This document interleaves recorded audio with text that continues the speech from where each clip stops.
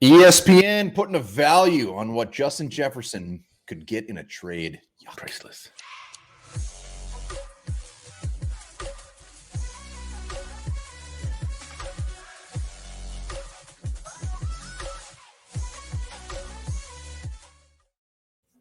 All right, welcome back to the Onebar and Lupagus show. I'm Onebar with Lupagus, and ESPN putting an article out, not just the Vikings, but every team and their best player and what their value could potentially be if they were traded. And Justin Jefferson was the Vikings guy.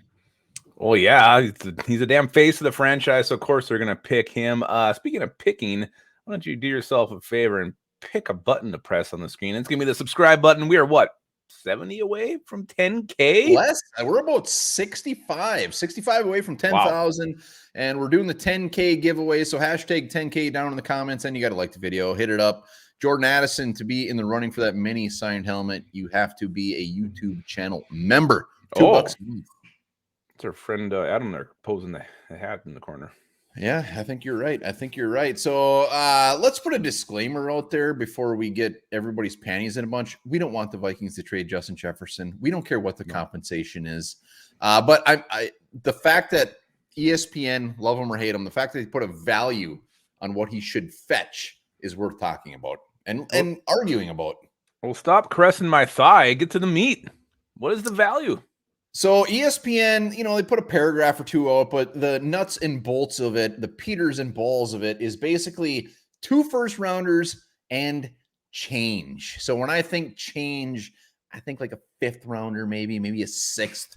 Change isn't like a 3rd. I'm going for bigger coinage. I'm going for a 3rd and a 4th, maybe a couple years down the road. That's what you think change is? That's what I'm going for. I'm going for the quarters, not the pennies. Well, so ESPN, 2 firsts and change, saying that they would not be able to fetch 3 first-rounders. So let's at least discuss this. I mean, Justin Jefferson, let's look at previous trades that we were just looking up. Some of the bigger ones. Devontae Adams got the Packers got a 1st and a 2nd. Tyreek Hill was they got a shit ton of picks, 1st, 2nd, 3rd, 4th. A bunch of change. Yeah, they got a bunch of change, but 1 first. Looking back all the way to Stephon Diggs, Vikings got a 1st. They got like a 4th, a 7th, a 6th, some random change as well. But Justin Jefferson, he's in a whole different category. He is. And 2 firsts. You got to remember, I mean, you're only going to get 3 first if it's a quarterback. I mean, you're not going to get – he's not a quarterback. He's not the key position, but he is so damn good. He is so elite. He is truly on another level. Best receiver in the NFL. So, I mean, that's where you start. Then you throw in the change. And I guess you can't really argue it. I think it's pretty fair. 2 firsts and change? Hell no. That is not fair. That is not fair at all. I'm hanging up the phone. I'm laughing at them all the way to the Super Bowl. So you're telling me if somebody called you and you're the GM of the Vikings, they offer you 2 firsts and change, you would consider it for Justin Jefferson? That's what the change is. The change has to be higher. I mean, let's say the change is a 4th round pick. I'm just saying, I don't think any non-quarterback is going to get 3 firsts. I mean, yeah, he's a game-changing player, but I think you get the 2 firsts and you get what you get. I'm shooting for middle-round picks after that. But again, I'm not trading Justin Jefferson. All right, but it sounded like you might listen if that's what it was. No, I would never trade him. I mean, this is the guy. This is why you get draft picks, to get a guy like this. And once you get him, you hang on to him. You make sure you keep him here. This is why you want draft picks to hit on this, and it doesn't happen very often. You are absolutely correct. Yeah, I mean, as far as the value, maybe they're in the neighborhood, but it would never happen. And really, to get 2 firsts and the change, it would have to be from a team that I know, I mean, is drafting in like the top 10/top 5. I'm not trading these guys. I'm not trading them to the Chiefs. No. I'm not trading them to the Eagles, who is a team, who would probably be looking for him, a team that's already on the cusp. So that's a big part of it as well. Is it's got to be a super horseshit team.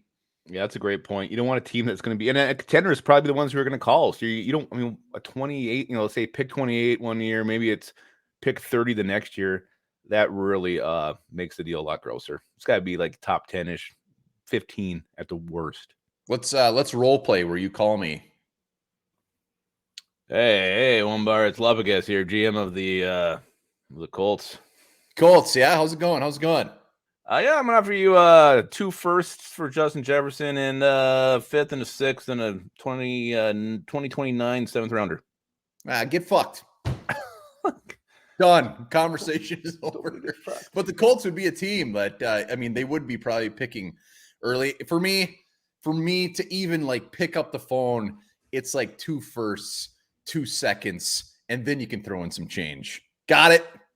Yeah, if you were actually really considering this, it might be even a different conversation. But the initial value, I mean, it's there. I think the change is the key. What is their definition of change?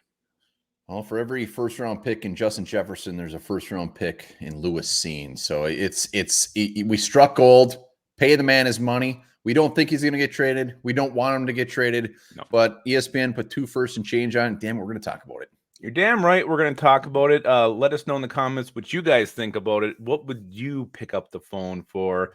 Is 2 firsts and change fair for Justin Jefferson? Also, think about this. The right ear is better at hearing speech, and the left ear is better at hearing music.